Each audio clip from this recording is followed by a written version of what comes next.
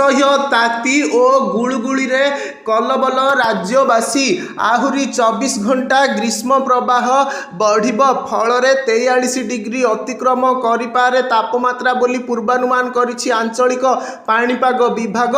एने 8 जिला को हिट वेव जारी करिछि पाणीपाग विभाग। सही जिला गुड़िक है कलाहांडी, बलांगीर, सोनपुर, बौद्ध, अनुगुल, संबलपुर, झारसुगुड़ा और ढेंकानाल। सेहीपरि उष्म और आर्द्र स्थिति को नहीं गंजाम, नयागढ़, खोर्धापुरी, जगतसिंहपुर, कटक, जाजपुर, भद्रक, बालेश्वर और केन्द्रापड़ा को वार्निंग जारी करा जाइछि। सेहीपरि रविवार किछि जिल्ला रे जेपरिकी बलांगीर, सोनपुर, बौद्ध, अनुगुल, संबलपुर और झारसुगुड़ा यही 6 जिला को प्रबल खरा को नहीं येलो वार्निंग जारी करिछि पाणीपाग विभाग।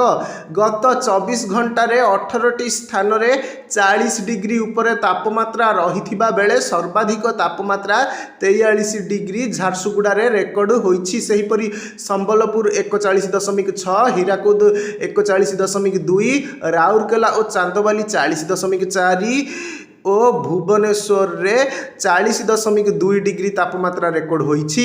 तेबे आउ 2 रु 3 दिन पर 2 रु 3 डिग्री तापमात्रा ह्रास हेबो। 30 तारिख पर हालुका वर्षार संभावना रहिछि। विशेषकर दक्षिण ओडिशा रे 2, 3 और 4 तारिख रे हालका वर्षार संभावना देइछि पाणीपाग विभाग।